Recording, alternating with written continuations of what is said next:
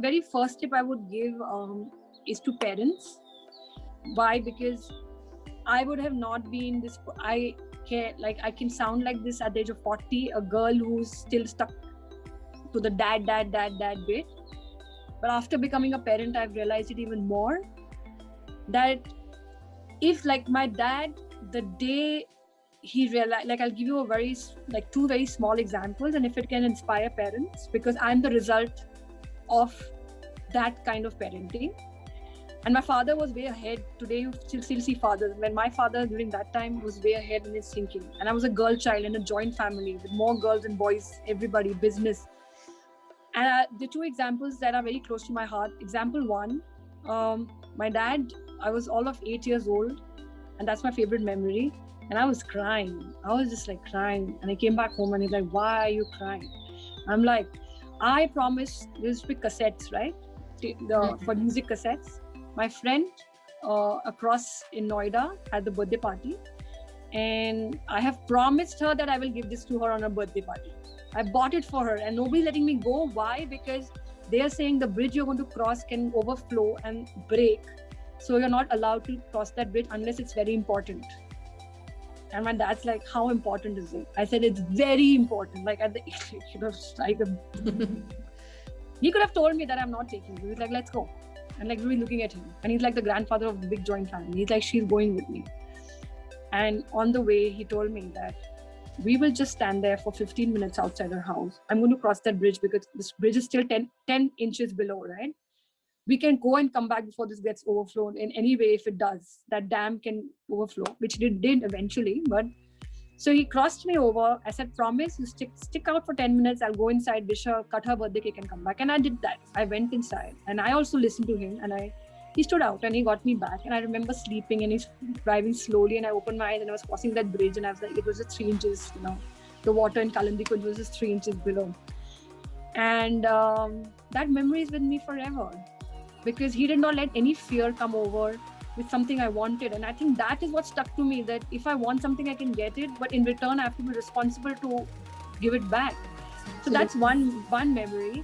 Another time, being an 18, 19-year-old, moving out without telling him, sneaking out to go and going and shooting a tree, and going out with another friend of mine with a driver. And at that time, again, women were not moving around the way I. So she's like, you said you're going to go with a group of people to just college.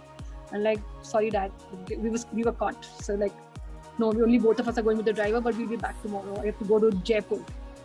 Jaisalmer to look for this tree that I want to shoot, which looks like and he said, wait a minute. And then he went up, he had some meetings. He just cancelled all those meetings, came down with his bag and was with me through the journey, looking for that tree. Poor guy had to spend all the money for both of us, staying in the hotel, everything, whatever we were demanding, because 2 girls were there.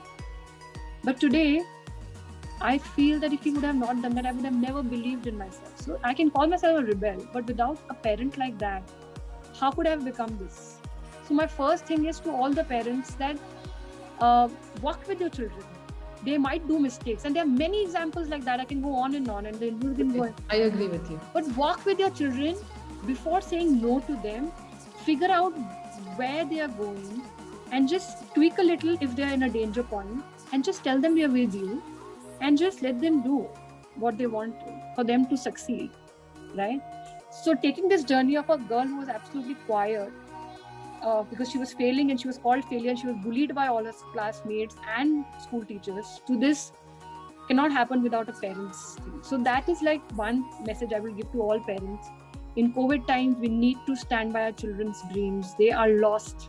And if we can do that, and if my visual world can help mothers to feel more confident that they can do it with their children, that would be a big work done. So that's one of the messages I would like to give to all the parents, that hang on, it's difficult, it's tough, but let's do it. Let's do it for them. And your purpose and passion to your children will be passed on by your parenting. So the passion will only develop if we allow it to develop, if we just kill it right now. Because it's COVID, because I'm frustrated, because I don't feel nice about myself, because I am unable to do it. There's so many because we're crushing them. The world is crushing them, we are crushing them, and there's so much happening to them. So more than us our confidence is very important, because they look at us, and tomorrow, the way I'm telling a story about myself today, they will say that during COVID times, my mom was standing with a lot of poise, getting ready every day, saying that doesn't matter if the world has shrunk, it's still our world and we make it beautiful. They should not remember this COVID time. My mother was throwing things, screaming out, and that's happening because we are not expressing as mothers. And if my visual world can make them express and they can feel lighter, the work is done for the whole family. I must add that a parent is not necessarily your own father or mother. It could be a confidant that you go to, a person that you go to, another family member who you look up to, who you learn from, who you get influence from. And for me, it was my dad, my chachu, my dad's brother, who I used to look up to, who has an equal contribution in raising me and my relationship building and the patience that I have in myself. The journey as a child, whatever journey I was taking at that time, whatever I was going through, without his contribution, I would have been nowhere. So he's put a lot of positivity, he's put how to look at the world in a better way. And definitely, without mentioning him, this whole journey would be incomplete. Never was good.